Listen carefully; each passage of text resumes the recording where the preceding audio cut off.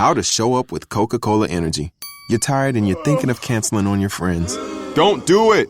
Every time you cancel on a friend, a unicorn loses its horn and becomes a regular horse. Do you really want that on your conscience? Instead, grab an ice-cold can of Coca-Cola Energy with delicious Coke taste and reinvigorating energy. Keep the unicorns alive! Show up every day with Coca-Cola Energy. Energy you want, taste you love. When I woke up this morning, I was feeling pretty dangerous. All right, yeah, our roster looks great on paper. Whoop-de-hell. All right. But at the end of the day, we better be a good team. And you start building that during this time of the year. Get your sorry ass up! Get your sorry ass up! Doing a lot of talking with somebody that ain't do shit today. Doing a lot of talking. Do you think you're better than Jarrell Revis is right now? I'm better than you. My 24 years of life, I'm better at life than you. Dave! Time to go to work! I ain't 36. I ain't never seen you before. Hop. Better go tell the coach you need some help. We gonna expose you, boy. All right, we coming at your ass. Welcome to the Fantasy Football Roundtable. Let's go! Let's go! What's going on, ladies and gentlemen, and welcome to another episode of the Fantasy Football Roundtable Podcast, proud members of the Full-Time Fantasy Podcast Network. You can find them at FTFPodNet on Twitter. You can find me, your host, Matthew Burning, at SportsFanaticMB on Twitter. We are just one of a ton of great podcasts associated with this network, though, some of which are Jim Day of FF Champs, Corey Parsons and Dr. Roto from Sirius XM Radio, Mr. Bob Lung from the award-winning Fantasy Football Consistency Guide and the creator of the Midwest Fantasy Expo, Dwayne McFarland, Blake Sullivan, and a ton of great others, and you can find all of us on FullTimeFantasy.com, your one-stop shop for all of your fantasy news, advice, and strategies. We at the Roundtable are also excited to be partnering with ExpandTheBoxScore.com. You can find them at XTBoxScore on Twitter. They have some of the most advanced stats in football, baseball, basketball, and college football. College football stats are extremely hard to find. For just $15 a year, you can look at all of these. I'm telling you guys, it is well worth it. If you like to dive into the analytical side of sports I use it for prospects, college football prospects specifically, it is amazing. It goes down to the minutest of details in this stuff. And again, it's just $15 a year. If you use our code ROUNDTABLE, you will get 10% off of that, which is a steal of a deal, if I do say so myself, and probably the best deal in the industry. So definitely check them out, especially if you want to get a jump on the upcoming draft class. It'll be well worth your time and money. And we've got ourselves an interesting show for you guys today. Dennis and Matt will be jumping on here in just a second. You can follow Dennis on Twitter at culture_coach, and you can follow Matt at Nighthawk7734. We are going to be breaking down a listener league here. Not one of our listener leagues, but a listener of the show, a fan of ours, someone who follows us on Twitter, listens to the show. They have sent us their rosters, the D League. It is a 10-team league on Sleeper. It's a dynasty league. We are going to be breaking down this team. We're going to be doing this throughout the offseason instead of just doing kind of meaningless shows like we did last year. I shouldn't say meaningless, but shows that kind of were just filler shows and you guys could kind of tell. Instead, we're going to give back and we're going to talk about our listeners and their leagues and kind of give them advice on what we like and don't like about their teams, what we would do differently for them. So we're going to jump on Dennis and Matt here. We're going to break down the D League sent to us by Craig Schmucker.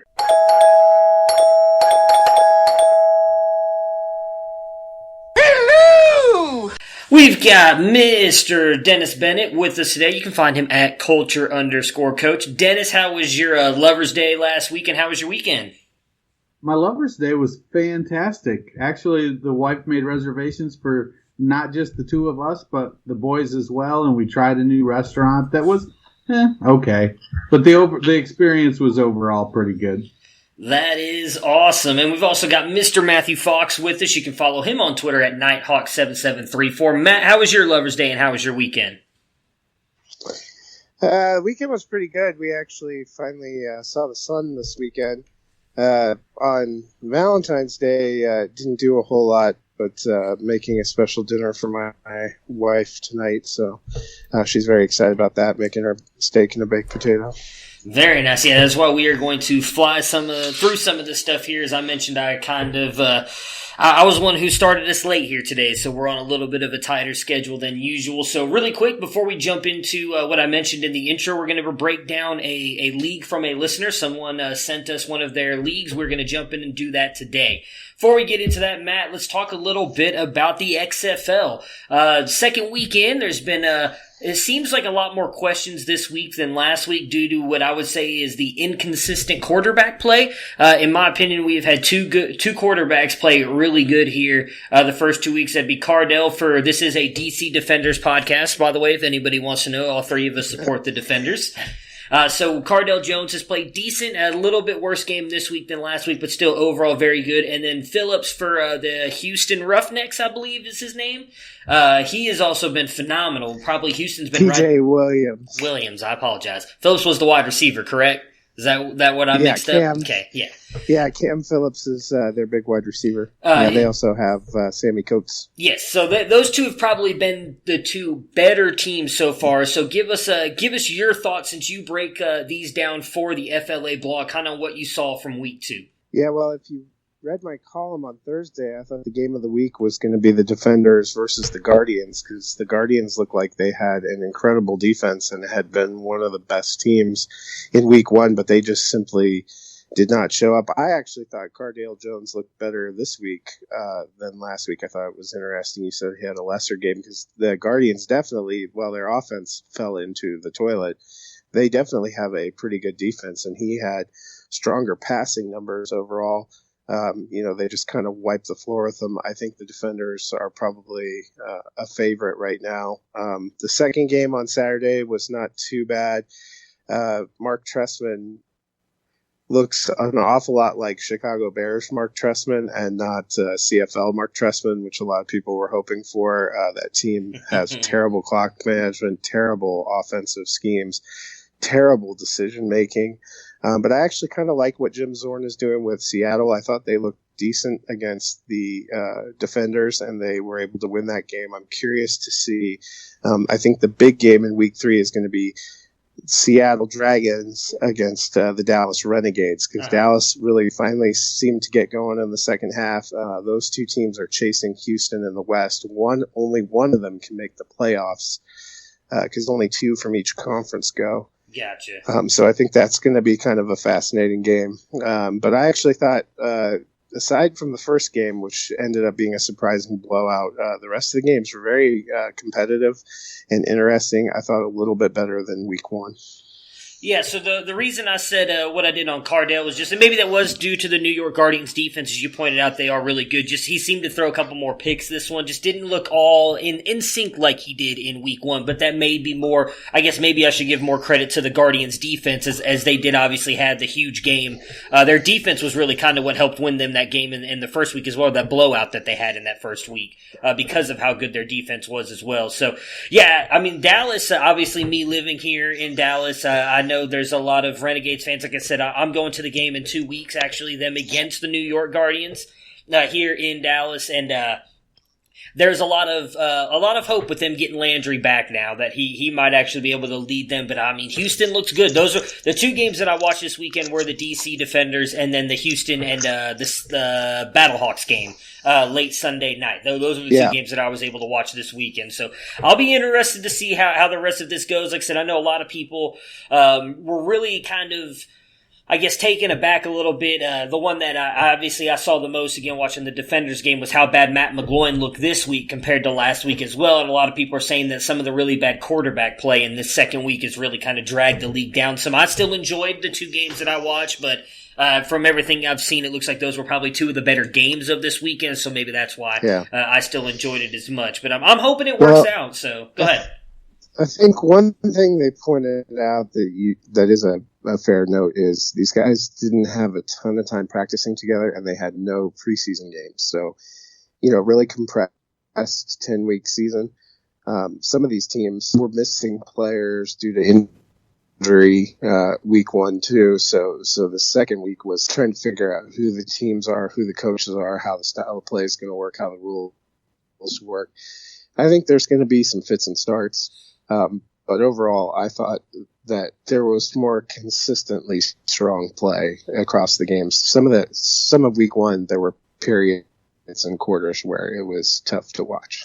Yeah, that is a fair point. I mean, you go and look at NFL games at times, and we talk about now it seems like come weeks 1 and 2 even of the regular season for the NFL, and we say, oh, those are kind of like glorified preseason games because the starters don't get to play that much. They're getting all of training camps and preseason games, and the XFL doesn't get any of that. So I do agree with you. We we should give them a little bit of leeway, I guess, and not expect them to be perfect NFL games coming right out the gate. But I'm with you. I enjoyed some of the games this week, and I'm excited to see where it goes the rest of the season and if they can come back for a second season. Because I think regardless, this season, from the way it's structured, looks like it's not going to be an AAF thing, and they're going to at least be able to play out the season.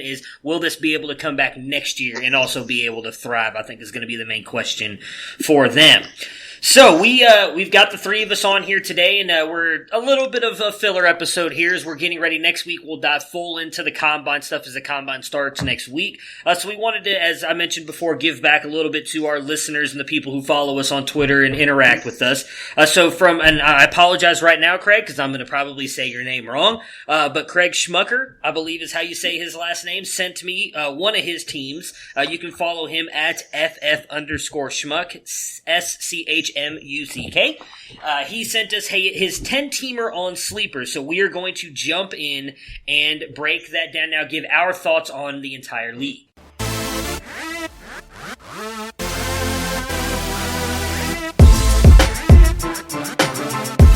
First and 10 at the Lions 29, and Prescott goes screen right.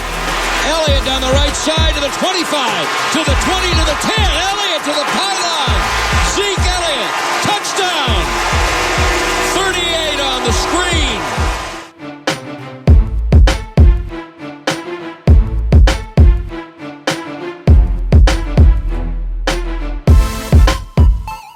Second down at 10, takes the snap, gives it. Chubb runs, he's in the 15, he's in the 20, 25, 30, 35, 40, 45, 50. There goes Chubb, he's in the 30, 20, 10, 5, touchdown, Chubba Lubba Hub!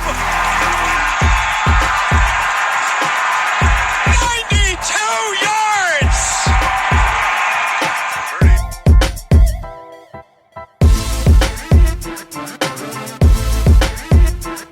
Left. Marshawn Lattimore, 12 yards from Adam. Case on a deep drop, steps up in the pocket. He'll fire to the right side. Caught by Diggs. Stay up. Oh my God! Oh my God! 30, no 10, touchdown! Are you kidding me? It's a Minneapolis miracle! Stephon Diggs and the Minnesota Vikings have walked up on the New Orleans Saints. It's a 61-yard Minneapolis miracle. So for reference point for anybody listening, if you guys are interested to hear what other teams look like and everything, this is a 10-team league.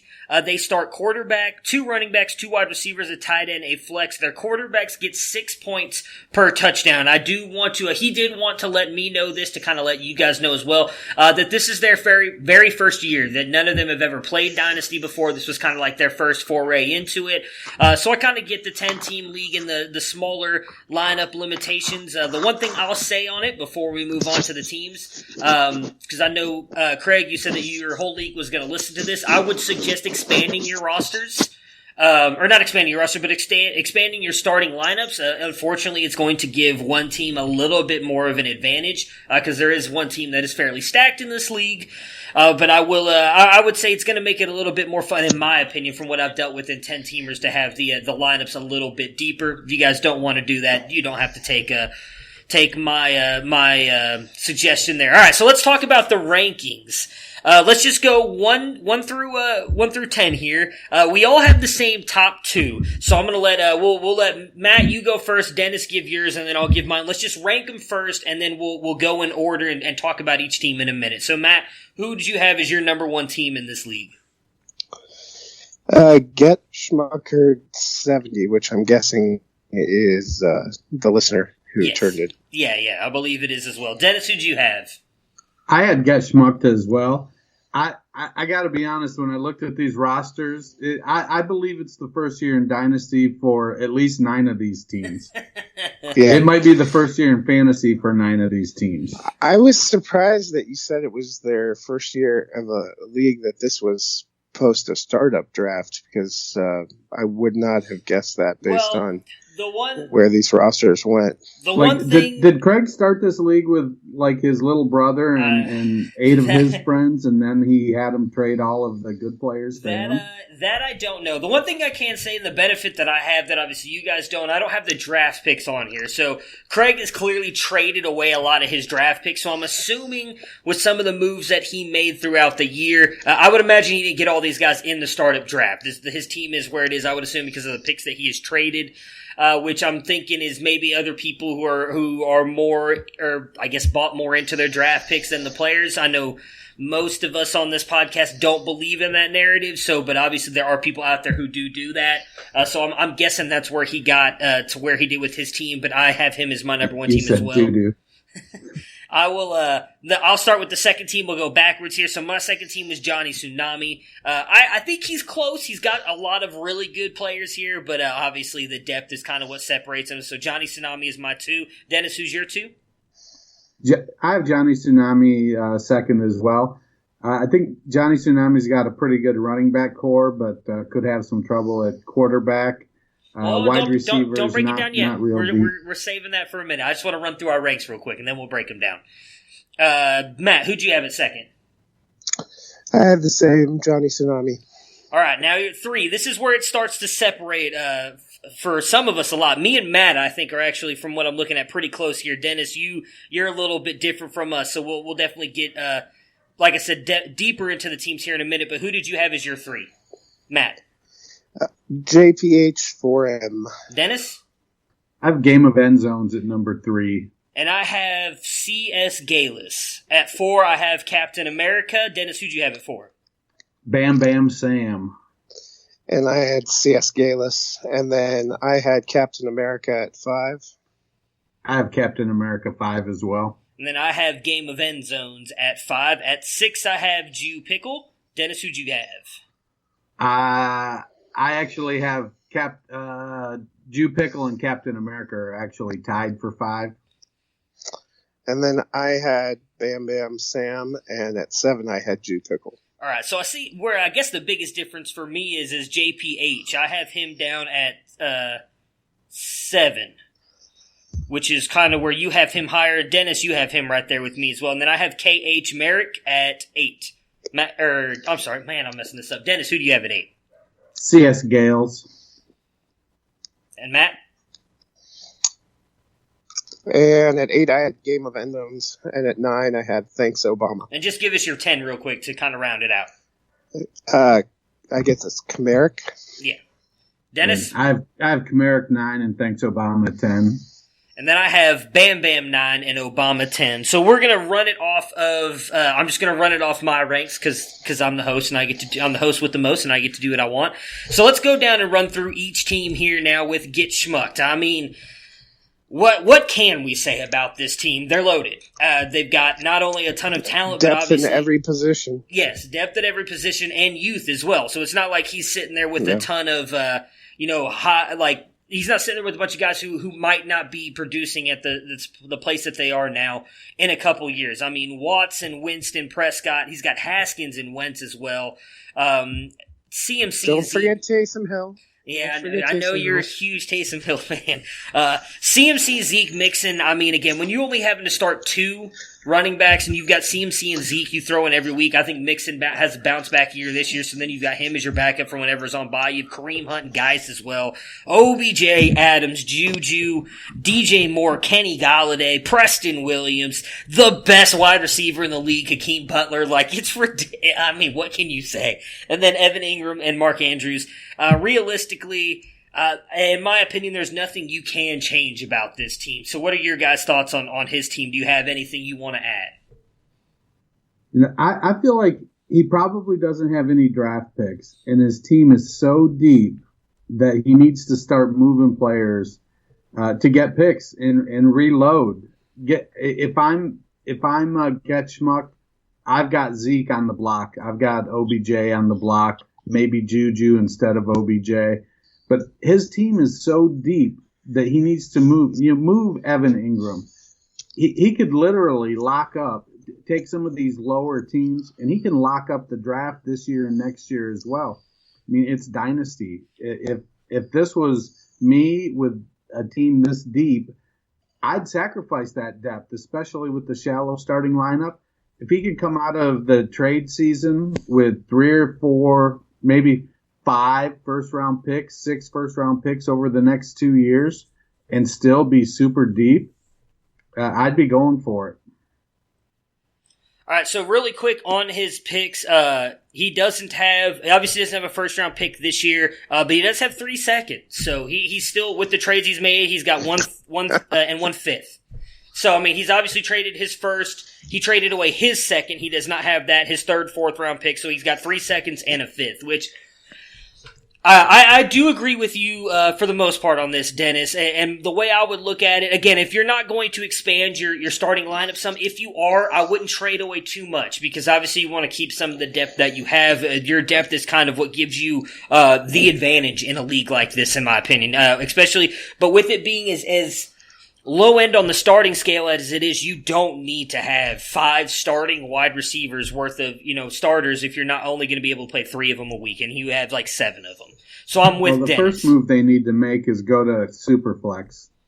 Well, yeah, I mean, I could see that. He's the only one that would benefit from that. Well, that's what I said. That's the worst part about it is I feel bad suggesting this because, like I said, I do think it I don't want to. I feel like I don't want to shame anybody's league, and there's no shame. Like it's awesome. Anybody who plays fantasy in any kind of league size is awesome. We have no issues with that. Like I said, for just from my perspective, from the leagues that I've played in, when you play in smaller scale leagues in like a 10-team league, which is not much smaller than a 12 league, obviously, but does separate out the talent a little bit more. It makes it a little bit more interesting when you add a couple extra flex spots. I wouldn't be surprised, or I wouldn't, to go against the super flex. Now it would help him, but as I suggested earlier, adding in a couple extra flex spots would also benefit him because of the stars that he has. So regardless, I think if they make any changes, it's going to help him and probably Johnny Tsunami some as well because he does have a good team as well. But again, not quite the depth that Get Schmucked has. So regardless if they change anything, it's going to help him.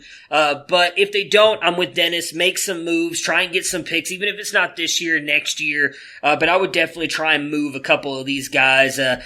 I don't know if I'd move Zeke just because I don't know what you're going to get out of Kareem Hunt or Geis. I would actually probably try and move one of those two if it's me because you're not going to get a first-round pick. But I know you have 3 seconds this year. I wouldn't mind selling one of those for a couple seconds, maybe a second this year and a second next year, because I still think the second round this year, you're going to get top-end first-round talent in this year's draft, and I also think next year's draft is going to be fairly deep as well, probably at running back more than wide receiver than we thought, with all the guys that went back to school this year we thought were coming out. So I would give up one of those guys for a couple second-round picks. Maybe you could get one for a 2021 first, but I would try and move one of those first on the running back side, and then wide receivers, I'm with Dennis. I would try and move a OBJ or Juju, because they're probably going to get you the most back, because you can fall back on guys like DJ Moore and Kenny Golladay, who both, I think, are going to be stars. Maybe a N'Keal Harry, if you got someone who you can sell on him. Full disclosure here, I am not a N'Keal Harry fan, so if you can find someone who is a fan of him, I'd move him. I don't think he's going to break out like everybody else does. Maybe a Brandon Cooks you can move as well. Matt, you have anything you want to add on his team before we move on to Johnny Tsunami? No, I mean, I get what you're saying. It makes a little bit of sense, but looking at his roster, the ages and everything, I mean, he could almost not make any moves and probably win 3 or 4 more titles in a row. So yeah. I don't know that. I feel the urgency. I would probably, like you, target moving OBJ and Geis and see if I could build picks back that way. Well, yeah. I get that, but are you going to find Jerry Jeudy or Jonathan Taylor in the second round? No, but he doesn't need them.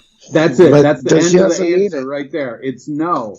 So he doesn't need it. I get moving Geis, but what you're not going to get in a 10-team league, you're not going to get the same thing for Geis that you are in a 12, 14, or 16 team.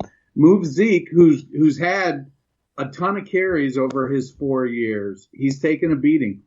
I love Zeke. I'm probably the biggest Zeke homer out there. But it's time. When I look at Zeke, CMC, and Mixon, I think Zeke is the third out of those three. But you're still going to be able to get a nice haul for him. You're going to get at least 2 first-round picks, even in a 10-team league. And if you can get 2 first-round picks for him right now, 2 firsts and a player, then I think you do that with this depth. Maybe Geis and Hunt aren't going to be, quote-unquote, what you need. But in all likelihood, you're looking at 2 weeks you're going to need somebody. Well, I get what you're saying. I think maybe what me and Matt are saying is you're right. You're not going to get Jonathan Taylor or Jerry Jeudy, but he also doesn't need Jonathan Taylor or Jerry Jeudy. Like, we all think Jonathan Taylor and Jerry Jeudy are going to be. He doesn't need Ronald Jones either. He doesn't need Ronald Jones. You're right. I mean, we think that these guys are going to be good in the NFL, but we don't know. We don't even know where they're going to land yet. So my whole thing is, I'm not going to trade a guy that I know what I'm getting at, Zeke. Even if he has another down year, like he did last year, he's still a top 5 running back in the NFL. I'm not going to move that for a couple draft picks that I don't know what I'm going to be able to get out of them right now. Like, it's fair to say, hey, I want, Jerry Jeudy or Jonathan Taylor right now, but what if Jerry Jeudy ends up on Chicago? And what if Jonathan Taylor goes to the New England Patriots? That's going to drop their value some. It's not, I don't want to make that move right now, I guess is what I'm saying. I'd rather move it. You're right. You're not going to get as much for Geis or Kareem Hunt if you move them for a couple second round picks. But again, in a 10 team league, you're also moving the value up even more because, again, you're taking those 2 teams out that are not drafting in 11 and 12. So now we're already talking about this league. My goodness, I can't talk. This draft being extremely deep as it is in 12-team leagues. Now you take away those 2 spots. It's even deeper now in a 10-team league where I would almost say you can get first-round talent in this draft at the end of a 10-team round in the second round in a 10-team league. So I'm not moving, especially with 3 draft picks. All right, so I mean, I understand where you're coming from, Dennis, but for me, at least now, if you do want to move Zeke, I would wait until the draft comes and you can kind of see where these guys land first. Before making a move and kind of acquiring blind picks, because I'm not saying trade him today. I got you. You certainly make thoughtful moves. But he's the one I'd be moving off that team. All right, so let's go on to Johnny Tsunami, who is all our second ranked team here. Just kind of going over his top guys that I've got listed on here. So quarterback, he's all right. I don't really love any of his quarterbacks. Matt Ryan is probably his best quarterback, assuming Cam Newton comes back and is healthy and plays for Carolina. Would either one of you be okay owning him, I guess is the way to put it? Like, how do you feel about Cam Newton again, assuming he's back healthy and is the starter for Carolina next year? I don't think I'd be starting him over Ryan, but I'm more than happy to have him as one of my backups. I feel like Newton's going to come back and be okay for a couple of years. But part of his issue going forward is going to be that the pounding has started to add up, and accuracy was never the top part of his game. I mean, he was decent accuracy, but he was the edge for him was the threat of the run, the rushing touchdowns. So I think he comes back. I think he'll be serviceable for the type of quarterback that he is. But I would expect, especially in a 6-point league, that Matt Ryan is going to be the one racking up the points on that roster. Yeah, I mean, he's definitely the best one. Go ahead, Matt.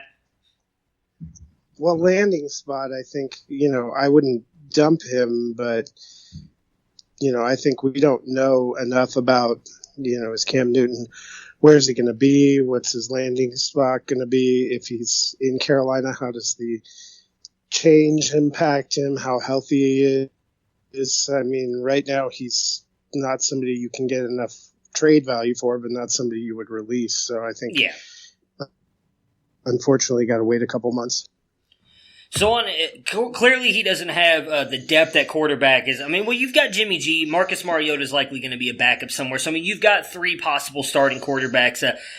It'll be interesting. Well, we'll talk about the QB position in a minute, I guess, because although it's important for fantasy, it's not nearly as important for fantasy as the NFL.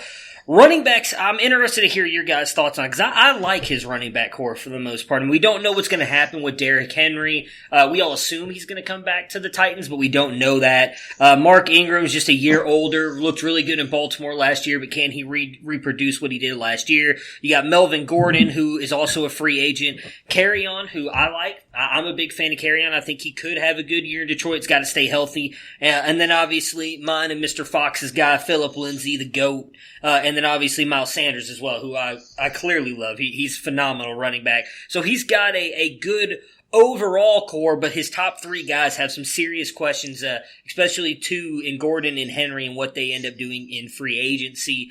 So what are your thoughts on his running back core? I think he has a pretty good group, like you said.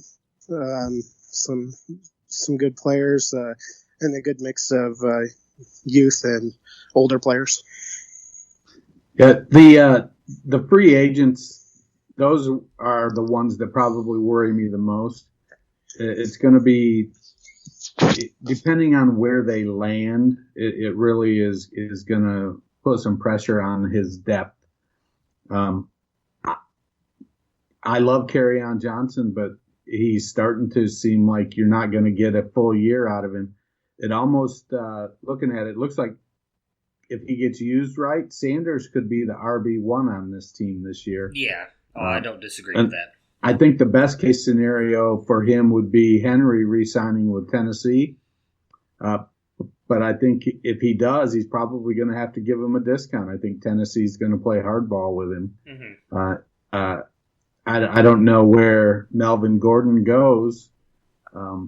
He's indicated he wants to go back to the Chargers. I think, right. I really think with him, not to get too far off onto this real quick, I do think he ends back up with the Chargers, because I feel like after what happened last year, he clearly realized that he does not have quite the, I don't know how to put it, the draft capital or the stock that he thought he did. He really, I think, thought when he did the holdout that some team was going to come trade for him and pay him, and that did not happen. It didn't seem like anybody really wanted him, so I feel like he maybe got a little bit of humble pie last year, and I do think that he everything he said from what I've seen seems like he really wants to find a way to make it work with the Chargers, so I think he comes back to them. His Tsunami's wide receivers here are pretty good. Obviously, his second tier guys are a little bit lower, but obviously Allen, Sutton, Mike Williams, and then I'm going to throw Slayton in there with what we saw out of him in his rookie season with the Giants. I think all those guys are really good. Again, if you're only starting 2, maybe 3, you've got at least 4 guys right there, so you can deal with an injury, and you've still got some depth at running back as well to throw into that flex spot.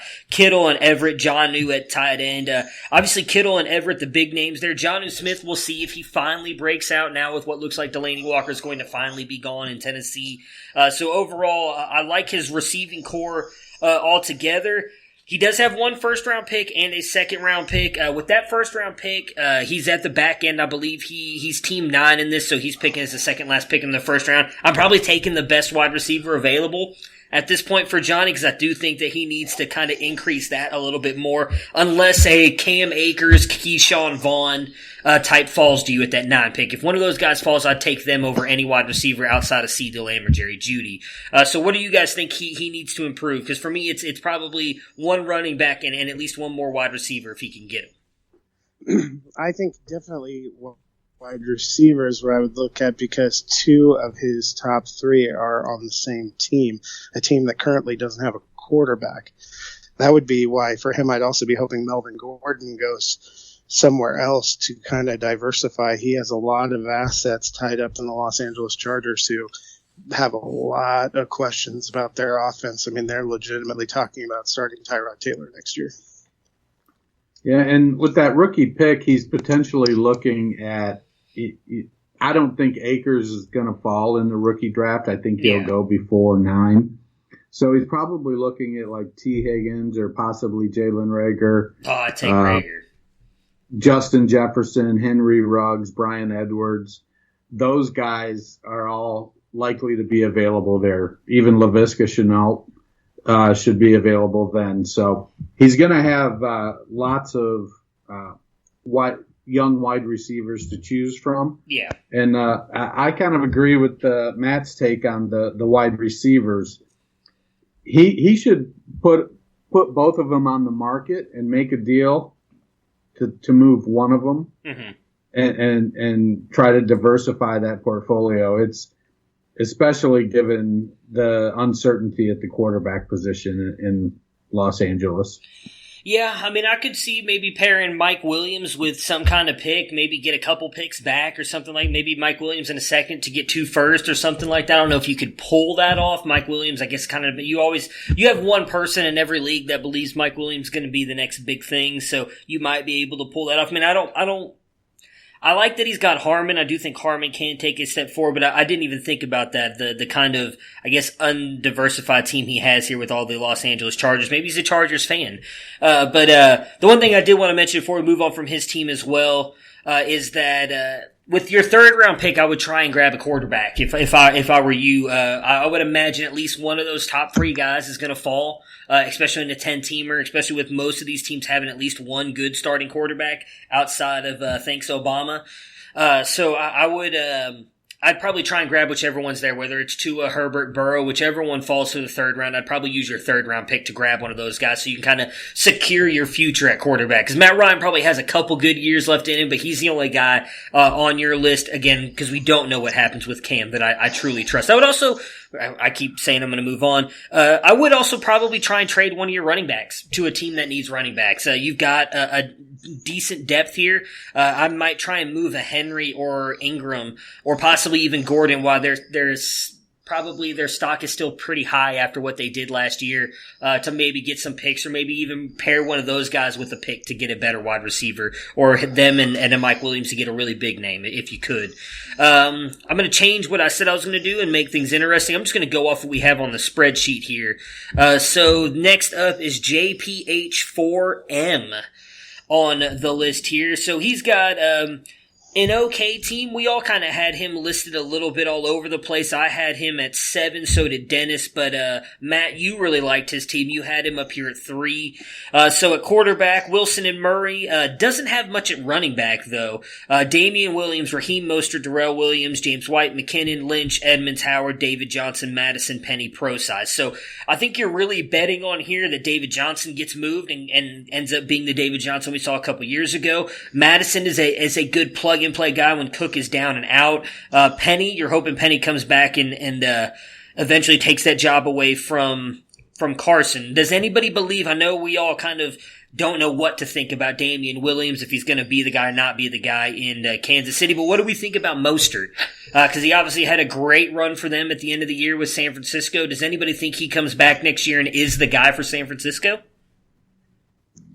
I think as much as San Francisco lets anybody be the guy, I mean, that's probably the bigger challenge is even if he plays well, there's still that chance that somebody that Breida or Coleman or Wilson or some dude that's not on the team yet gets in and makes a couple plays, and Shanahan goes, well, let's see how this keeps going. And because that's how that offense, that's how they run their running backs.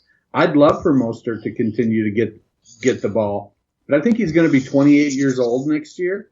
So unless we're looking at a Justin Forsett like late career breakout, I don't know. I'd be very nervous pinning my hopes on Mostert for next season.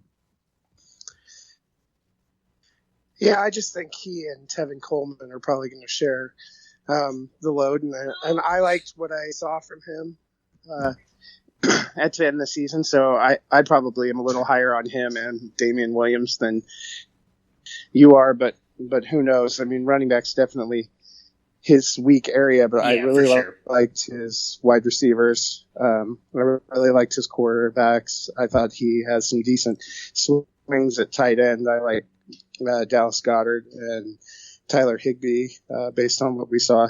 So if he can not being able to draft picks. I mean, if he doesn't have draft picks, that he's going to have a harder time improving his running back. But to me, running back can be the most replaceable of all positions. Yeah, so he's got a first-round pick and 2/3 this year. So, and again, he's picking, I believe, at the 8th spot here. So, I mean, chances are, as we just talked about, you're probably looking at maybe Keyshawn Vaughn. Because I'm with the more I thought about it when I mentioned Cam Akers earlier, I'm with Dennis. I don't think Cam Akers probably falls past 6 at worst. So, you're probably looking at Keyshawn Vaughn's the next best available for him. I'm with you, Matt. Running back is where he definitely needs to improve. He's stacked at wide receiver. Hopkins, Thielen, Edelman, Gallup, Boyd, Kirk. I mean, you could easily move 1 or 2 of those guys and I think still be good. And I really like his tight ends as well.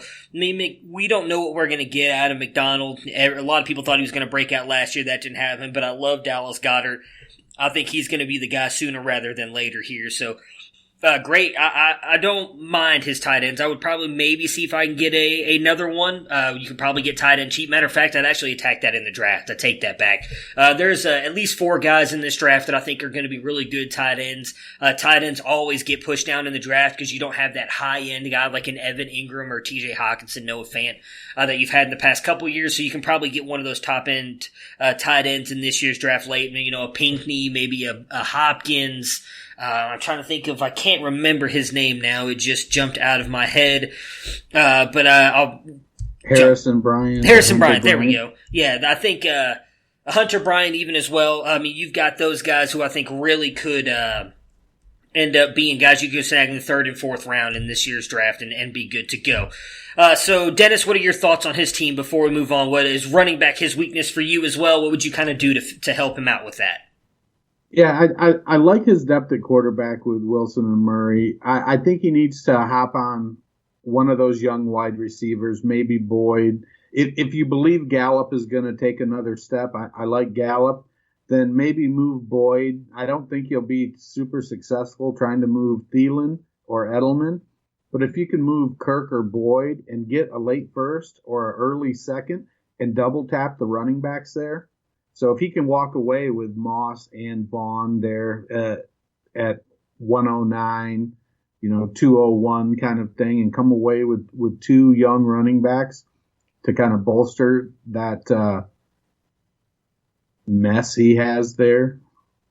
So I do like the opportunity there. I think his depth at tight end is pretty good. Higbee and Goddard are going to Higbee, I definitely like Higbee over Everett.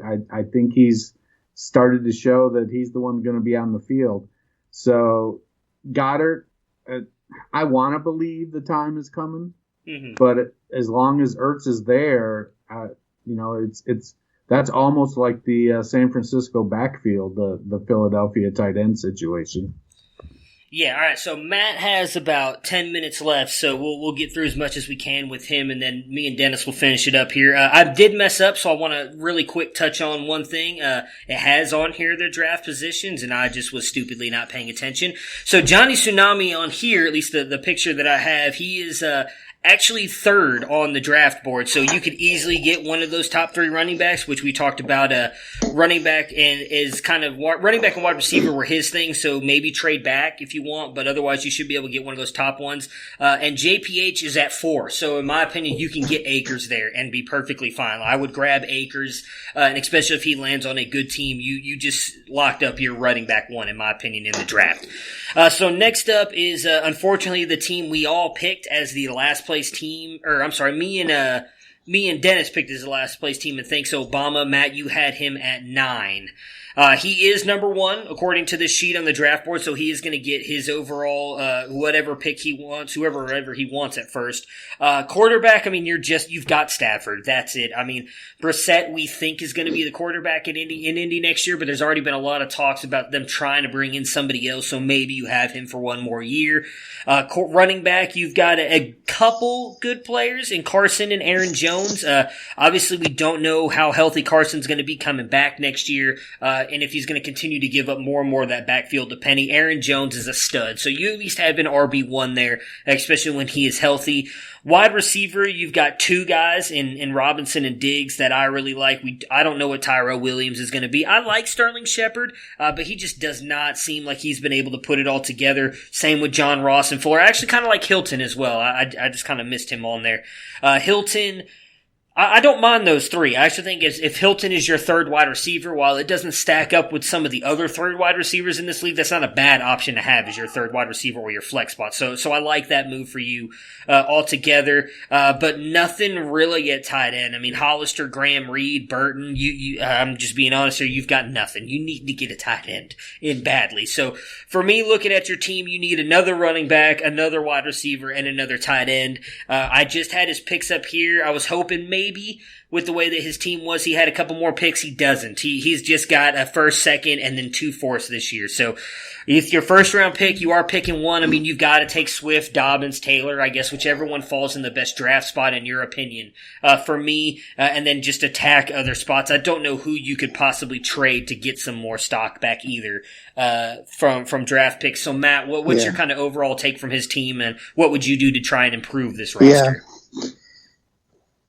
Well, that was the kind of tough thing for me. I thought his receivers were a little bit better than Kamarick. That's why I put him 9 instead of 10. But running back becomes an even bigger, I think, issue when you think about the fact that Chris Carson, who is not a terrible RB2, is probably not there at all in 2020 coming back from that broken hip. So I would definitely think you got to do running back. Quarterback situation is going to be tough too. Tight end, I mean, it's going to be a tough break. I think actually he may have to start over completely at tight end because it sounds like Jordan Reed's probably close to retiring.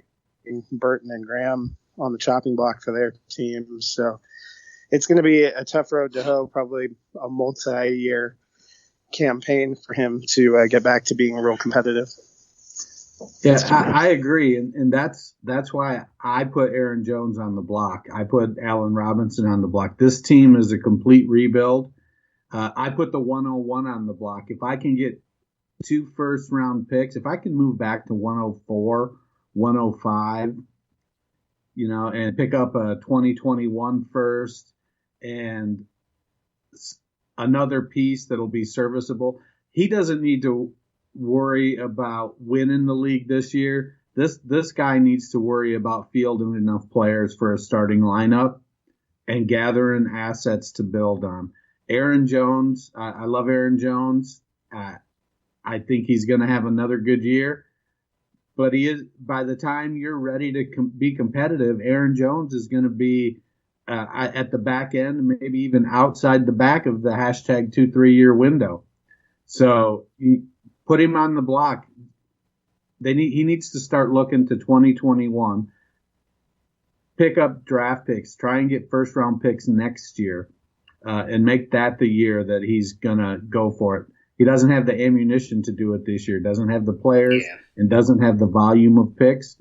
So he needs to liquidate, get draft picks in 2021, and just make sure he can field a team that has players playing each week.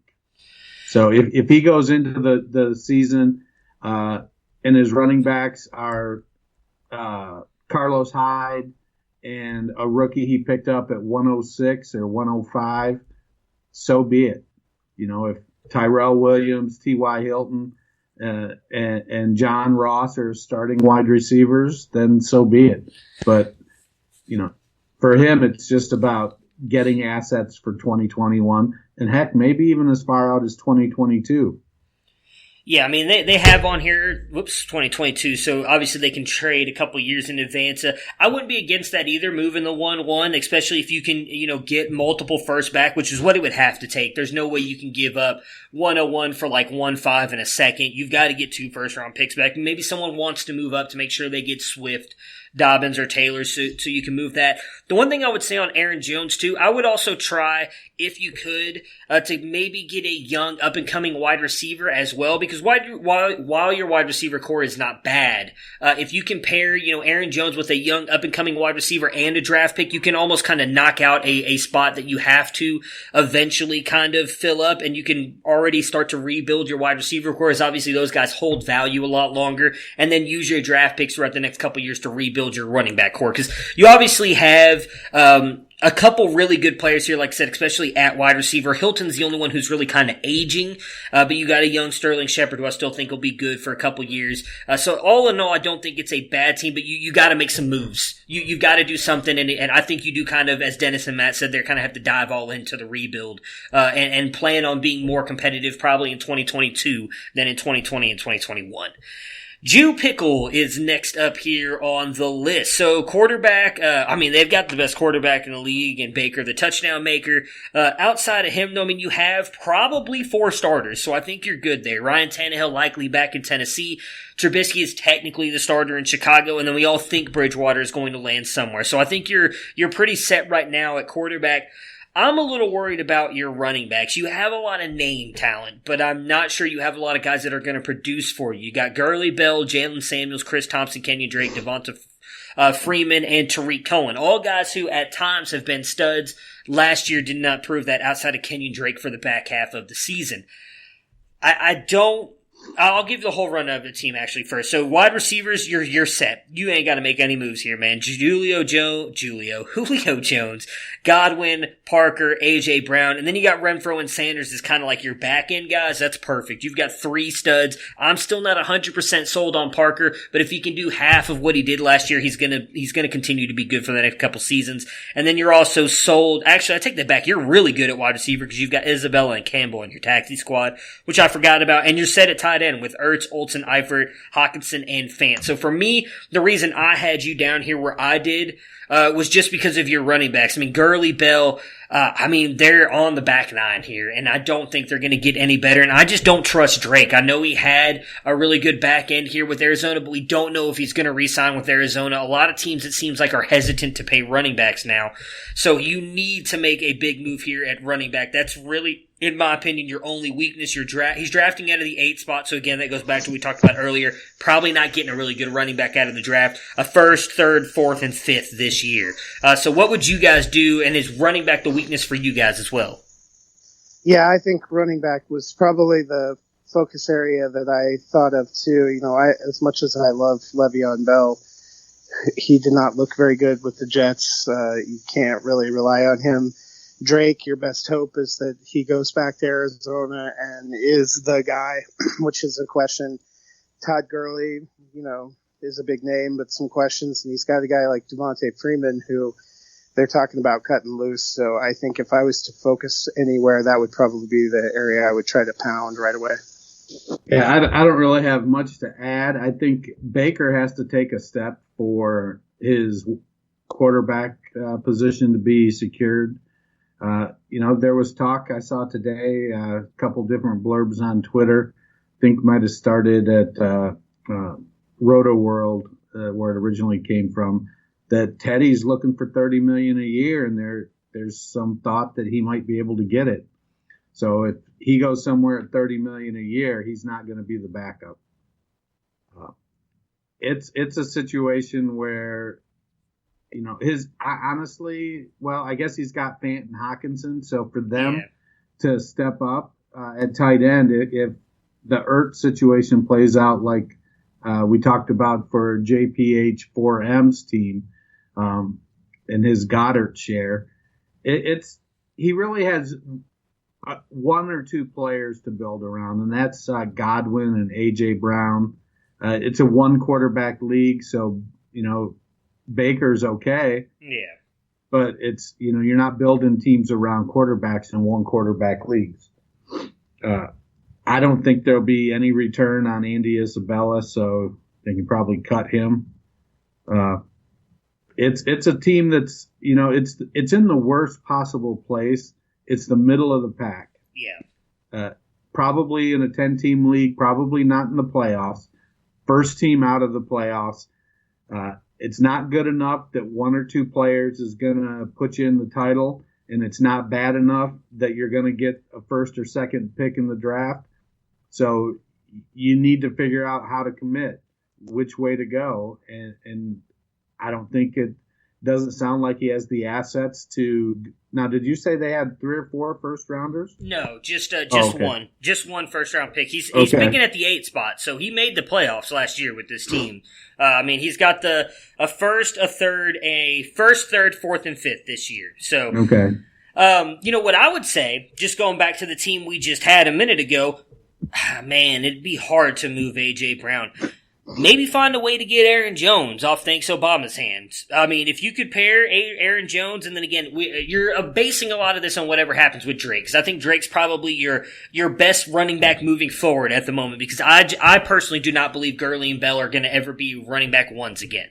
Not that Drake will be either, but if you can get Aaron Jones, I do believe Aaron Jones can. You've got the wide receivers and a tight end to make it happen. Could you pair a Parker and a Ertz to maybe get Aaron Jones, maybe throw in a pick there, because all of a sudden, now you've given, thanks to Obama, 2 pieces that he needs and a pick as well, and you're getting back probably your biggest need at a running back. So that might be something I would look in doing, in my opinion, is looking at thanks to Obama and being like, hey, what can we do to maybe make this happen, get Aaron Jones off your hands, help me out at running back, and I can send you back a couple pieces, because you're deep at wide receiver and tight end, in my opinion. So you could probably afford to move away from a couple of those guys, get a running back like an Aaron Jones talent, which could help your team, and then all of a sudden push you more toward that contender that Dennis was just talking about, instead of having to take a step backwards and going toward a rebuild. All right, game of end zones. He was a team we all had pretty high. We all liked his team for the most part. I had him at 5. Dennis, you had him at 3. Matt, you had him, though, down at 8, so you were not quite a fan of his team as me and Dennis were. Set at wide receiver, running. My goodness, guys. Quarterback, Lamar Jackson and Daniel Jones. You've got 2 future studs for a while. You are good there. Running back, you've got a couple of really good guys here. Singletary, Jacobs, obviously Dalvin Cook. I love the Bryce Love pick, as I know Dennis does as well. Dennis is really big on Bryce Love. Lamar Miller, he's not going to do much for you. Rodney Anderson, he's got all the talent in the world. He's got to stay healthy. I can't see who this other running back is because Dennis is looking at him right now. So we'll come back to him in a minute. Wide receivers, Cooper Kupp, Amari Cooper, DK Metcalf, Washington, Auden Tate. I like. We'll see if they end up taking Burrow, how that helps him out, if at all. Tight end, I think you're really good at tight end as well. And Brait, and Njoku, Hooper, Gesicki. I don't know what's going to happen with Ebron, but then you have Irv Smith and Sternberger as well. So you've got more than enough stud talent at tight end. Yeah. So Matt, I know you have to leave soon here, so I'm going to let you give your breakdown on game of end zones here in case you've got to go before we get to the next team. Yeah, I think for me on this team, I thought the quarterback situation was pretty good, and I liked their tight end group quite a bit. Wide receiver, I love Amari Cooper a lot more than you do, but Amari Cooper is a wild card, especially this offseason, not knowing where he's going to go. DK Metcalf, I thought he had a decent year at times. He has some young guys that could do some stuff. In my opinion, it's time to let Des Bryant go. I do not think he's coming back or will be worth it on fantasy. He has some younger running backs who, if they hit, I would like his team more, but I'm not a big Royce Freeman guy. There's a lot of talk in Denver that they're going to get another running back, and Royce Freeman's going to have the Devontae Booker role this next year, which will make him unplayable. I like Singletary, but would like to see I like Dalvin Cook and Jacobs. It wasn't a bad team, just when I was going through, I didn't feel as confident of a lot of the starting lineup. And he has a lot of guys whose value could fluctuate a great deal this offseason, which makes it tough to totally dial in on how you feel at this point. Dennis, what are your thoughts on this team? So, you ever do a set of rankings and then feel good about it, and then you look back and think, oh, I kind of blew that one a little bit. So I kind of have a super flex mindset. And so as I was whipping through these teams and ranking, I was looking at two quarterbacks, and well, this is a one quarterback league, so I probably would have dropped him down a spot, maybe two spots now. I mean, Lamar Jackson, Daniel Jones, and Sam Darnold are that's a solid quarterback crew. Yeah. With arguably the best quarterback in the league. So he's really good there. Cook and Jacobs are great as your top two running backs, and then Singletary is your third. And while it's easy to discount Lamar Miller, I would say that, everybody was throwing away Carlos Hyde last year too. So at some point, these vets kind of come out and being that they're professional football players, they just kind of do their thing. And so I don't know about Miller. He could fizzle out. He could be a great option as the RB4. Cooper and Metcalf are, I think, a really good top two wide receivers. Then it comes down to, is there going to be a breakout for Boykin? Will Corey Davis have a fifth-year breakout like Devontae Parker did? They got James Washington, Auden Tate, Josh Reynolds. So the potential is there. It's probably a situation where I do have that team a little bit too high. I mean, I don't mind it. I mean, I have him high with you. The one thing I liked about this team is I think he's set everywhere but wide receiver, and he's still got two really good ones. I mean, again, I'm not an Amari Cooper fan, but he was a top 10 wide receiver last year, so you can't knock him for that, regardless of where he goes.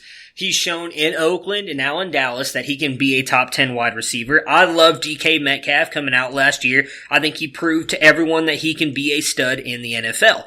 So my biggest thing is for him, he just needs the depth at wide receiver. I mean, again, he's loaded at tight end. So maybe you make a move at tight end for one of those teams that needs a tight end. And on some weeks, you could probably end up playing two tight ends, one in your tight end spot, one in the flex, and it not hurting your team that much. I mean, a lot of people think Gesicki is going to take a huge step forward this year. He started to take a step forward at the end of last year. Maybe this is the year he does it. Irv Smith, Sternberger are both two guys that I was really high on last year. I mean, I had Sternberger as my number 3 tight end above Irv Smith last year. So I think both those guys are going to be good. I think he's set at running back. Your biggest issue at running back is going to be Dalvin Cook because he tends to get injured. So maybe you try and make a move to get Madison from the owner who has him just to make sure that you're backed up there at the Vikings running back position. But assuming all three stay healthy, you've got Cooks, Jacobs, and then Singletary is probably going in your flex with Cooper and Metcalf as your starters. That's not a bad lineup because you could win any week with those guys. Are they going to be the most consistent? No. But you could still win any week with those guys, especially having Lamar Jackson at your quarterback, with him putting up the numbers that he does. So for me, your biggest weakness is just that third wide receiver spot. I mean, to be honest, you're drafting at the 7th spot. That's the prime spot right now. You're going to get likely your pick at wide receiver outside of maybe one guy going off the board. So if Jerry Jeudy or Lamb goes off the board, you're now getting your pick of a loaded wide receiver class. And again, I'm going to point out, with it being a 10-team league, you're likely going to be able to get another first-round talent at wide receiver in the 2nd round at your spot. So I don't think he needs to do much. I think he just kind of needs to improve that wide receiver core a little bit, and he's going to be good to go. So maybe try and trade one of your tight ends to a tight end needy team to get maybe a tier 2 wide receiver, a wide receiver 2, maybe even a high-end wide receiver 3 if you can. And I think that would really help out your team. Outside of that, I think he's set and good to go. All right, so Kamarick now. He is, I don't know. This is why I had him low. I think I had him all the way down at 9. I had him at 8. Dennis, you had him at 9, and then Matt, you had him at 10. Wide receiver, running back here. Quarterback, he does not have much. He's got one starter, really, in Breeze. I don't know what Brady's going to do, and regardless, I don't really see him as much of a starter, especially in a 10-team league. Kyle Allen and Duck Hodges. Barkley is by far your best running back. You got Murray, Coleman, Brian Hill, Rojo, Bonifant, and Boone. Montgomery, I do like, as well as probably your running back, too. A ton of other guys. Armstead, maybe, in a couple years. But nobody at wide receiver. I do not like any of these guys. John Brown, Woods, Conley, Pascal, Hardman, Deontay Johnson, Olabisi Johnson, and then just Waller at tight end. So I think Barkley and Montgomery, if you have to say a strength of your team, I guess is going to be that, because you've got the number one running back overall, and you got a guy that me and Dennis both think could turn it around this year in Montgomery. Outside of that, you need to make major improvements at your wide receiver. Woods has consistently been a top 15 wide receiver the past couple years, so at least you have a top option, but we don't know if he's going to continue to do that. You need to get yourself another, if not two wide receivers, and definitely another tight end. I would attack quarterback in the draft. As I mentioned earlier, those guys are likely going to fall, and so I wouldn't necessarily trade for one. He's got a first, second, third, fourth, and fifth this year, actually 2 fifths. So you likely can get a quarterback, as I mentioned earlier, in the third round, maybe even fourth. That's where I would try and attack a quarterback to get a younger guy. You need to make some moves to get a wide receiver. Unfortunately, I don't know what you can do because you don't have a lot of depth anywhere to be able to make a move to get in a wide receiver. He has to trade Barkley, I think. Ugh, God, and then that's going to kill him at running back. So, Matt, this is your last team, so give us your breakdown. Yeah. I never thought I'd see a team that had Saquon Barkley that I'd say was the worst in the league, but, you kind of chronicled it. He's not got a lot going for him at receiver. I don't think he has a quarterback on his roster. I believe Brees is going to retire, and I'm not sure I'm relying on Brady. Waller had some great moments at times, but he's on another team that there are still some off-season questions, but he is still one of your best assets. I think you would have to take Barkley, try to sell him for as much as you possibly can get, and just go all in on rebuilding, because trying to hang on to Barkley and Waller and trying to fill all those other holes, that could take a decade, honestly. What's he have for draft picks? Just a first, second, third, fourth, and 2 fifths. And he is picking out of according to this, he is picking out of the 6th spot. Yeah. So he's not even a high first. That's why I think his best play has got to be to try to flip Barkley, as tough as that is. All right, Matt, thanks. Thank you. I know you've got to go to have a special, more continued Valentine's here with your wife, so have fun with that. We appreciate you jumping on, and I look forward to talking to you on Thursday. Yep, sounds good. See you then. Bye, man. All right. All right, Dennis, so now that it's just you and me here, we're going to knock out the rest of these teams, but go ahead and give me your kind of breakdown here on Kamaric. Yeah, I agree with Matt. I mean, if I was willing to trade Aaron Jones on the team I have ranked 10th, I got to be willing to trade Barkley on the team I have ranked 9th. The depth, if he's putting together a starting lineup, he's got Brees, Barkley, Montgomery, or Ronald Jones. And then his wide receivers are really where it gets dicey because he's got some young guys that need to step up. He's got Woods, who's consistent, but probably not elite. And then he's got Hardman and Deontay Johnson. Zach Pascal showed a little bit, and John Brown. So there are some guys there that if it all comes together for them, can take the next step.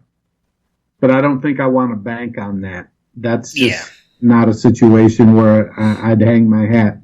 So for him, I agree. Unfortunately, he doesn't have the level of pieces to sell. He's got Barkley, Waller in a 10-team league. It's going to be a lot harder to sell. You're going to end up selling Waller at a discount probably. Maybe if Rojo comes out hot and has a couple good games to start, he can move him in season. Yeah. Maybe even Montgomery. But this is a team I think that probably needs to, where I said thanks Obama needed to maybe look as far out as 2021. Kamaric probably needs to start looking 21, 22 and start thinking that far out. He'd be carried, Brees is pretty consistent. He gets points. But the injury cut him out for 8 games last year, 6 games? 6 games, yeah. And then Brady is up and down anymore. So he doesn't have the depth at quarterback, 2 old guys, and then a couple nobodies. So he's in a tough spot. He needs to bite the bullet. I think you can still get decent draft capital for Montgomery if you move Montgomery. Maybe even Ronald Jones if you find somebody. If he's got somebody like you in his league, you could probably still get a late first-round pick for Ronald Jones. I don't know first. High second for sure, not a first. Yeah, so, I mean it's definitely a team that's in rebuild.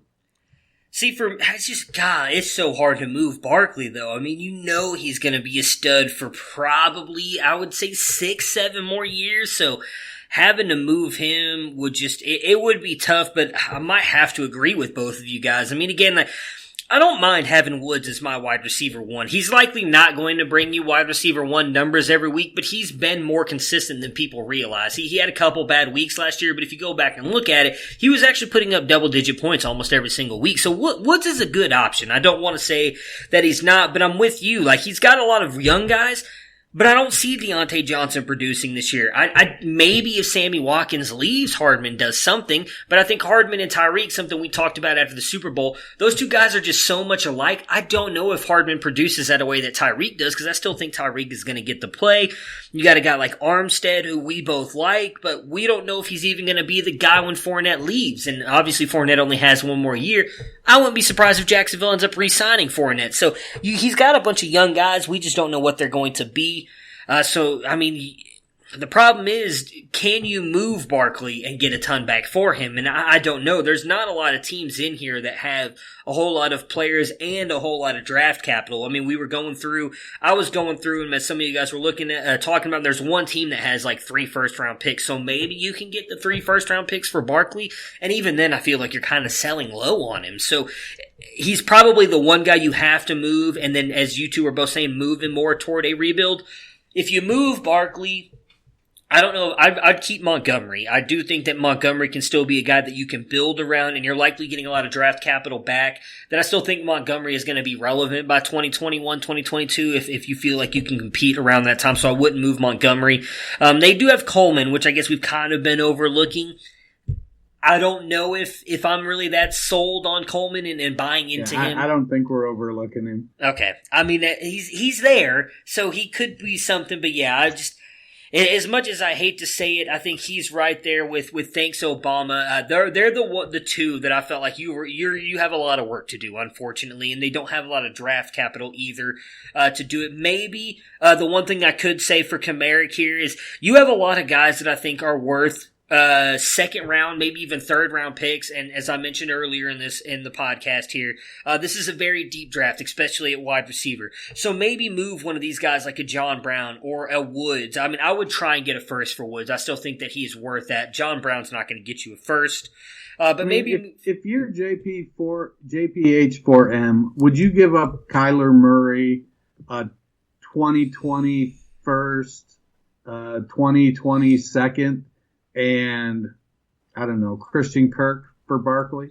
I mean, I don't know if I'd take back that for Barkley, but I'd give it up if that's what he offered. Yeah, I mean, it's so tough. I mean, if I'm looking at 2 firsts, the rookie of the year quarterback and that quarterback's likely top receiver. So now he potentially has a top 5 quarterback, right? To build his team around, a young receiver, 2 first-round picks in 20 and 21 to go with the first-round pick that he has this year. So now that jumpstarts your rebuild. You're still not going to be competitive this year, probably. You're going to end up rolling out, having to piecemeal your running backs. But you're going to probably, if you got 2 first-round picks in 20 and 2 first-round picks in 21, by after next season, after the 2021 draft, your team should be competitive. Yeah, so if you want to go with the JPH one, what I would do if I were him, I would ask for Gallup, Penny, Murray, and a first-round pick. Maybe 2. You're taking a shot. The reason I add Penny in there is take a shot on a guy that he doesn't need, that could end up being a good running back for you. You're getting at least back a guy that you can plug in every single week. Maybe he ends up becoming a guy that a lot of people hoped he would when he was drafted in the first round by the Seahawks a couple years ago. You're obviously getting, as you just mentioned, the rookie of the year at quarterback. You probably have to send someone back, so maybe Breeze or Brady just to give them another quarterback because he only has the other one in Wilson.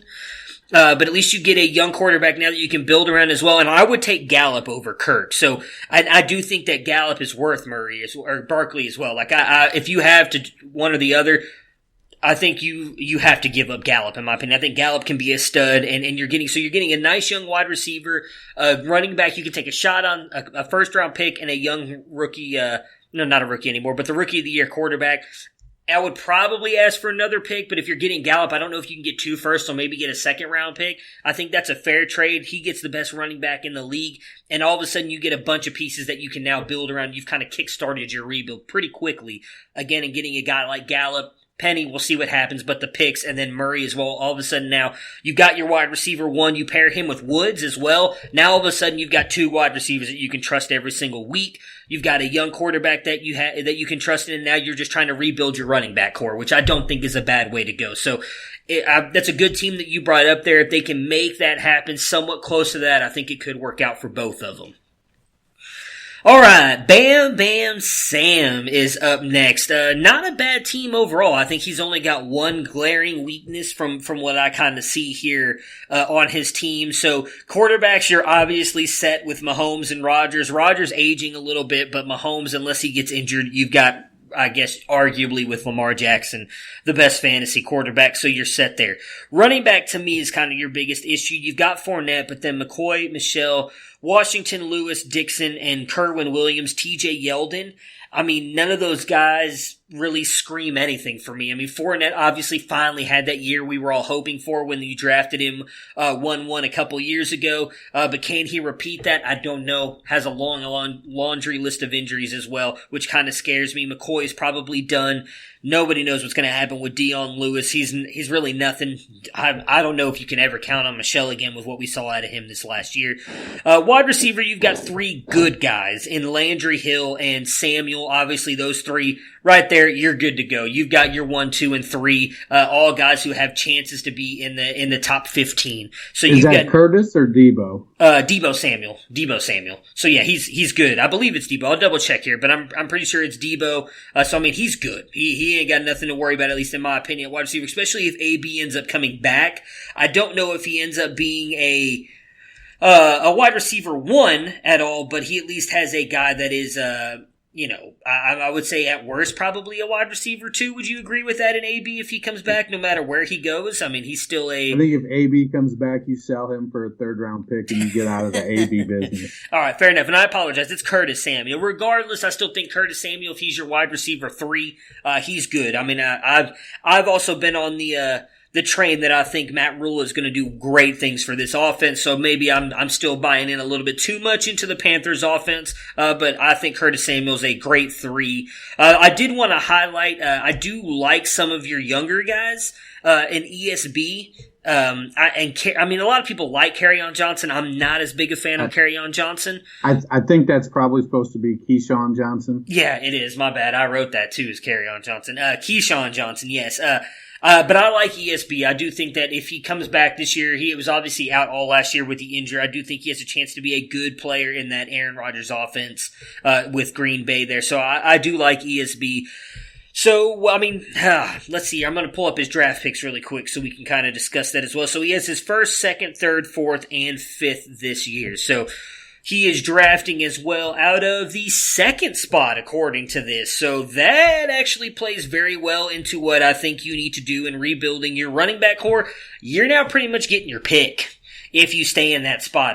Let's just assume Swift goes 1. I'd be perfectly fine getting Dobbins or Taylor at 2. And automatically, you've really kind of almost shot up your chances of improving your team right then and there to pair one of those guys. And in my opinion, would move Fournette to your 2, which I think is where he's more suited as your RB2. So kind of what are your thoughts on this team and what you would do to kind of help build them into a better contender? Well, about 6 of his 8 running backs are pretty close to cuttable. 4 of 8 are cuttable. But I agree with you. You take that running back at number 2, and then you've got Fournette and that rookie as your 1-2 punch there. Michelle as your running back 3, it's probably more palatable. Mm-hmm. You're going to start him during bye weeks. He's probably not going to be your top flex. Landry, Hill, Curtis Samuel, Randall Cobb, those are good options. Your 2 starters are outstanding in Landry and Hill, and Samuel is your primary flex. It is a good place to be. picking at the second spot at the 12th pick, you're going to be able to pick a wide receiver that could potentially be startable. Yep. And so that puts you in a good spot. His difficult spot is he's not getting a ton of production out of tight end.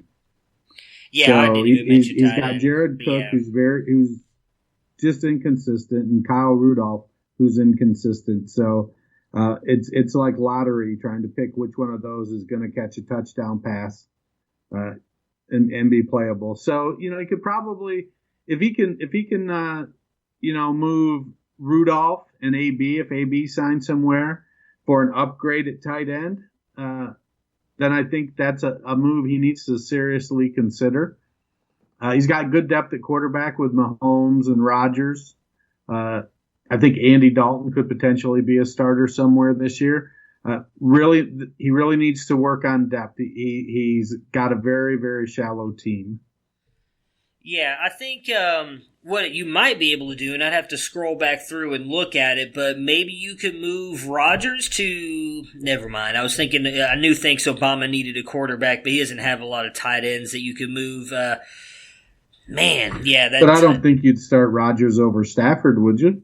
It depends, man. I don't know what you'd expect out of Stafford. I'm worried about that back.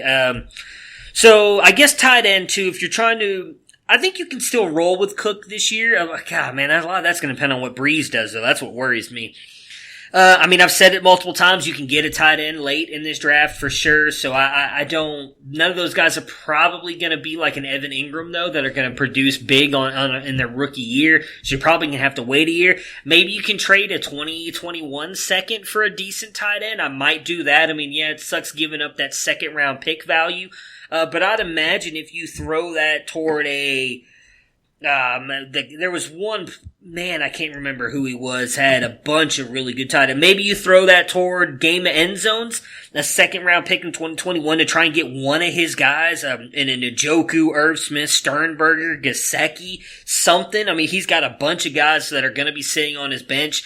He's a guy that we talked about earlier that needs to improve his wide receiver core. So maybe you throw a second round pick over there to him, to try and get that, or maybe a guy like a Cobb, because he needs a third, kind of like a third wide receiver to get one of those guys. That would be what I do. I try and get with, God, I just said his name and now I forgot about it. Game of end zones. Because he's got a ton of tight ends and he needs some picks or some wide receivers. Maybe you two can work out something to get yourself a tight end, because I'm with Dennis. That's probably your biggest weakness there, especially with you being able to get a really good running back up at the top of the draft. Where does Game of End Zones pick?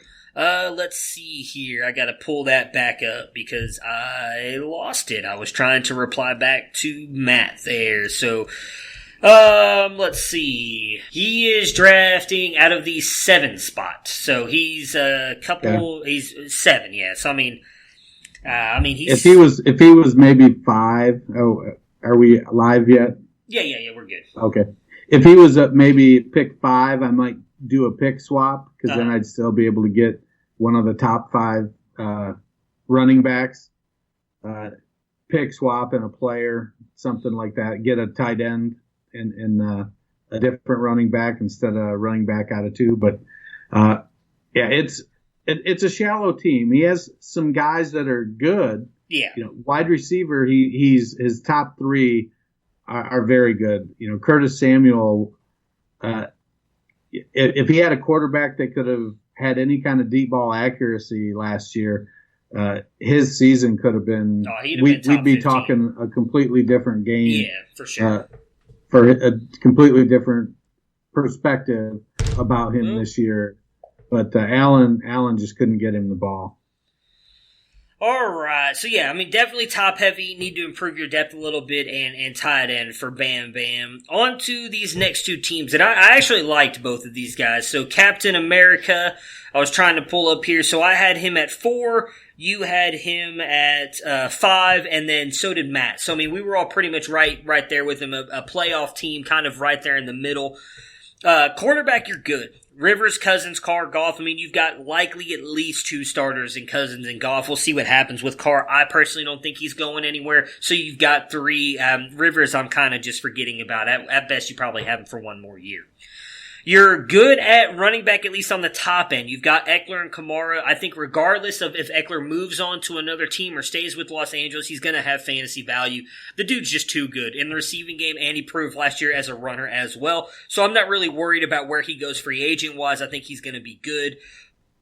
Wide receiver, I think you've actually got a sneaky good group of wide receivers here. Thomas and Kupp, that's a great 1-2 punch right there. Westbrook, I know, is a guy that we both thought might have a good year last year. Didn't necessarily work out for him. I wouldn't sell low on him, though. I still think he could prove that he's a really good one. And then you have Calvin Ridley as your third. While I'm not the biggest Calvin Ridley fan in the world, having him as your third wide receiver is not bad at all. And then you obviously have Kelsey and Ian Thomas at your tight end, which I think means you are set. I know you were talking about it last year even, that Ian Thomas was going to have a breakout year this year. I think he's going to have a breakout year next year, with Olsen obviously being gone. So you're set at tight end. For me, a lot of like what we were talking about with Bam Bam, you just need to build in some depth here. I think you need to grab probably running back is what I would attack more, because I do like your wide receivers for the most part. So if I had to choose one weakness, it would be your running back. Let's see here. I was trying to pull up your team. So according to this, you are drafting out of the 9 spot. So that's not great. Obviously, you can still get a wide receiver there, but chances are you're not going to be able to grab a really good running back. And he's got a 1st, 2nd, 3rd, 4th, and 5th. So he's got all of his picks in this year's draft. So what about you, Dennis? Kind of what are your thoughts on Mr. Captain America's team here? I like the quarterback depth. Goff and Cousins are in good shape. Again, I don't know where Rivers is going to go. Melvin Gordon was speculating that he might end up in Indianapolis because the Indy OC used to be in San Diego/LA. So Rivers will be able to fit right into the system. He already knows it. So I feel like he's set at quarterback. And even if he doesn't have, a top 5 quarterback, he's got good quarterbacks. Kamara and Eckler, I think that they're very similar backs in what they do. My concern with both of them is that they're both going to continually get paired with a thumper, somebody that's going to take touches from them on a consistent basis.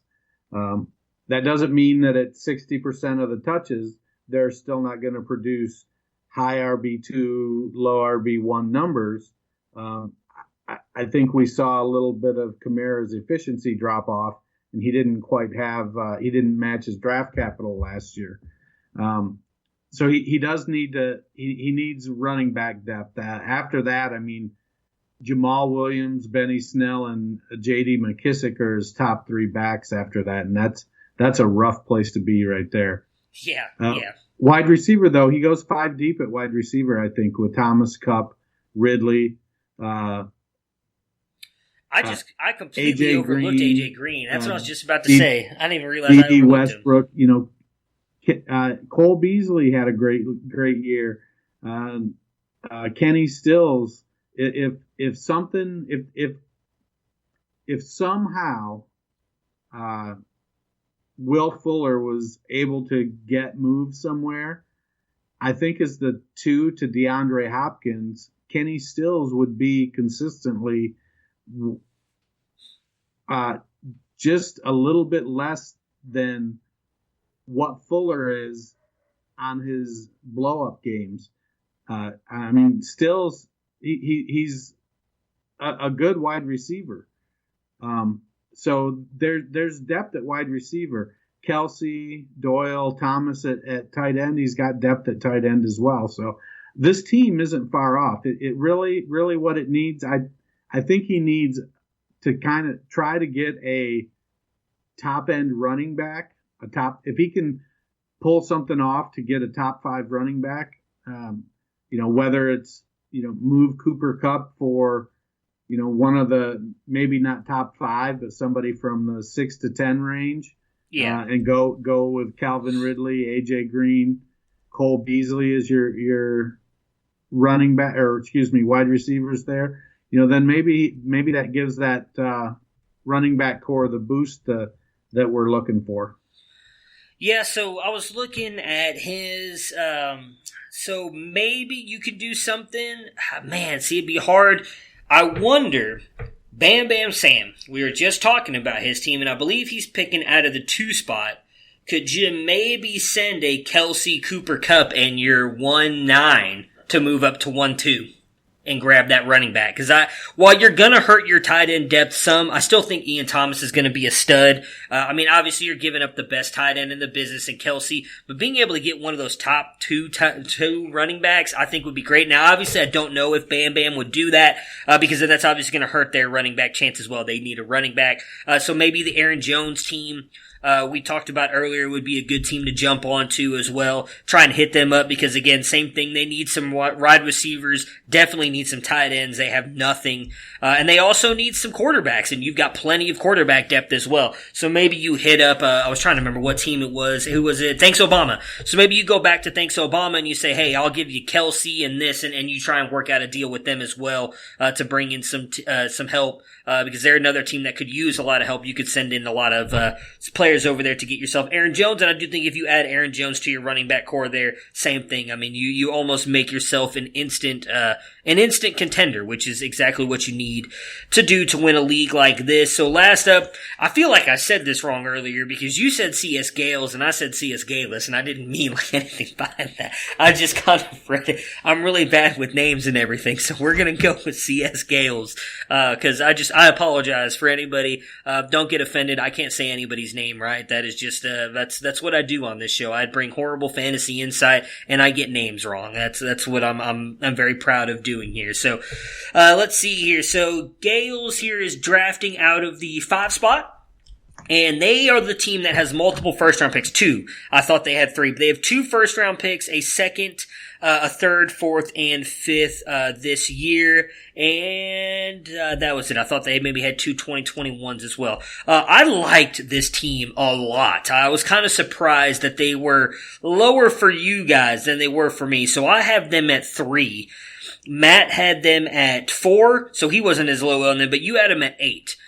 For me, the reason I love them is I think that he's really solid everywhere. He's got a good quarterback in Allen. He can fall back on Fitzmagic and Minshew for at least this year. Again, it being a 10-team league, you can get a quarterback likely somewhere later in the draft, so I'm not worried about that. Running back, while he only has the one stud in Chubb, he's got a lot of guys that can fill in at that 2 spot. I know you love Marlon Mack. There's been a lot of talk that Indianapolis is going to extend him. I'm not the biggest Mack fan, but he proved at times last year when he was healthy that he could be serviceable. You got Connor. I don't know what to think of Connor, but if he can come back, he's good. And then you got guys like Barber, Travion Williams, Ito Smith, Scarborough, Richard. I mean, all guys that you probably are not counting on every single week, but maybe as an RB2 1 week, depending on matchups, can be good. And you are set at wide receiver and tight end, in my opinion. Lockett, McLaurin, Tate, Evans, Richardson, Chark, Debo Samuel. I mean, Alshon Jeffrey, Marvin Jones.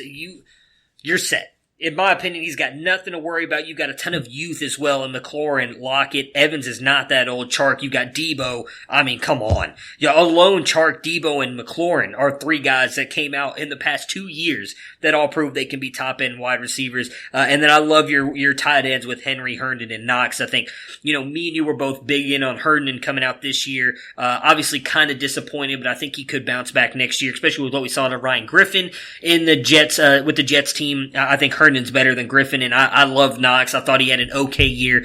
Give him one more year in the league, I think he's going to be fine. So for me, your biggest weakness is that second running back. I don't know. You have 2 first-round picks. Get Schmuck, who I believe was drafting out of the 10 spot, so you're not getting one there, but he is drafting out of the 5 spot. So there's a realistic chance that Cam Akers is going to fall to you at 5. You could easily then take him, as I mentioned earlier, and all of a sudden now this team is a title contender, in my opinion. So I think running back for me is his biggest issue, and even if you don't think you can get Akers at 5, I would not be against pairing your 2 first-round picks to move up 1 or 2 spots. And it's going to suck costing you 2 first-round picks. Maybe you can get a second back, but I would easily give up my 1 and my 1 at 5 and the 110 to move up to 1-2 or even 1-1 to be able to get the running back quarterback that you want for sure, and then I think you are good to go, in my opinion. What are your thoughts on this team, Dennis? Well, having the 2 first-round picks probably changes the grade for me. He doesn't have much depth at quarterback. I don't think Minshew is going to be a long-term starter in the NFL, and I don't think Ryan Fitzpatrick is going to be around much longer either. So that just leaves Josh Allen. And, I have mixed feelings about how good Allen is going to be. So, some days he shows improved accuracy, and other days, not so much. He's a good runner. He's big, and he can handle the beating, but we also kind of see where that got Cam Newton over the years. I do like Chubb. Chubb is a bona fide, high-end RB1, but I think the jury is out on Connor now. I think him and Mack as the RB2, I think that's serviceable, I guess. I think Mack is losing his luster for me somewhat, but a lot of the depth pieces he has at running back aren't really very good or aren't going to do anything. I don't expect anything out of Christian Wade or Ito Smith. Malcolm Brown, I don't think he's going to be the answer he's not the heir to Todd Gurley. I do like the wide receiver core with Lockett, McLaurin. That's Golden Tate, right? Yeah. Evans coming off the injury is a little worrisome. Chark, Debo. He's got good depth at wide receiver, so he's set at wide receiver. Henry, while as much as I like Henry, I do think there's a little bit of cause for concern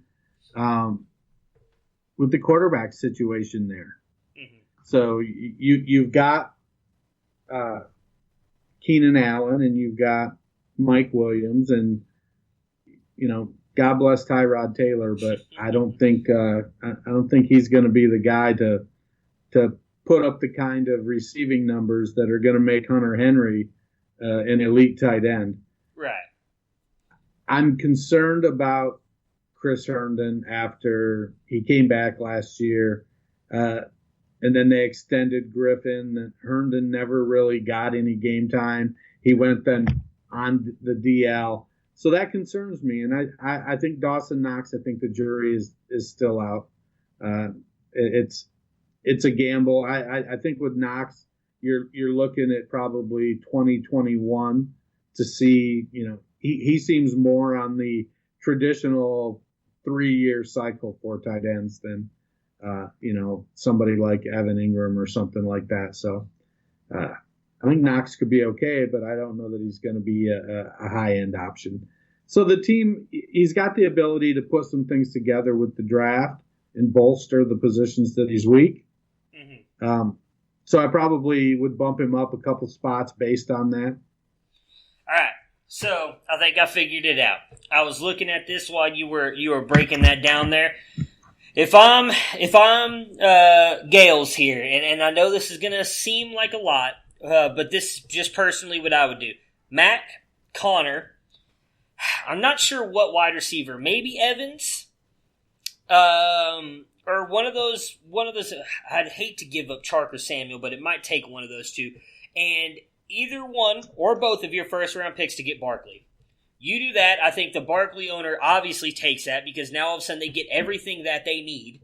And they already immediately kickstart their rebuild. 2 first-round picks. You get 2 running backs who, again, they could be lower, but they also could produce for you. They're low-end guys, probably RB3s, but at least it gives you guys to plug in and play for the next couple weeks. You're still building around Montgomery. You get a wide receiver in Evans, Debo, Chark, whichever one you pick. All of a sudden now you're able to rebuild your wide receiver core, build around them, and you have now 3 first-round picks in this year's draft. And in my opinion, you add Barkley to Chubb, and then you're able to start still Lockett, McLaurin, Chark, Samuel, whomever you don't trade out of there.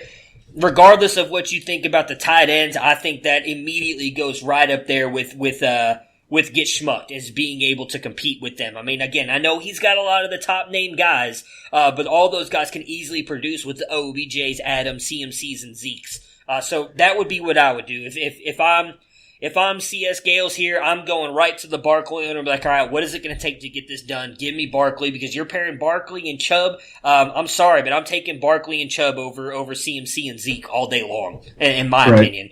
So that's what I would do. Otherwise, you're probably, again, as I said earlier, you're taking those 2 first-round picks and you're trying to move up a couple spots to be able to grab whatever running back you want. Because I still think if you don't go the Barkley route, you pairing a Taylor, Dobbins, Swift, if you're able to move up with Chubb, you're making yourself a championship contender. But at least you have the proven in Barkley. And that's what I would personally, if I could, I'd try to make the move for Barkley first before I moved up in the draft, because I want the guy that I know can do it in the NFL. Well, all right, that does it. That is all 10 teams here for the D-League. I hope you guys enjoyed it. If you think me, Dennis, and Matt were wrong about your teams and, you want to let us know, you can always hit us up on Twitter. If you'd like more help, always feel free to DM any of us. Again, Dennis, you can find at culture_coach. Matt, you can find him at Nighthawk7734, and you can find me at SportsFanaticMB. We'd be more than willing to help you out. We love to help out anybody. We will not ignore you or anything like that. We will make time for anybody. So you can DM us if you have any other questions. We'd love to help you guys out in any way. Hopefully you guys enjoyed it. If you did, give us a 5-star rating. We would really appreciate it on iTunes if you listen to it on iTunes, because it really helps us out as well. This is our first of many that we're going to do throughout this off season. We're excited to continue doing this, as I said earlier in the show, to give back to some of the fans that have been listening to us. So Dennis, thank you so much for joining me today. Obviously Matt had to bail out earlier, and I look forward to talking to you later this week. Hey, and don't forget to give us a follow on the show handle, Roundtable FF, exactly, yes. on Twitter. You don't have to follow us, but definitely follow the show handle, because we're trying to boost that up as well. We do a very bad job of actually promoting that, and I do kind of feel bad about that sometimes. So definitely follow the show as well, Roundtable FF on Twitter. Dennis, thank you so much. Have a great night. Right on. Prepare for glory! I want to know if you got your popcorn ready. Do you got your popcorn ready? I came out the womb, I was ready. And he's hit the end zone for an unbelievable touchdown. I would be honored if you played football for this team. Throw it up above his head. They can't jump at me. Golly. Oh, they tackle him at the 40-yard line. Who can make a play? I can. Who can make a play? I can.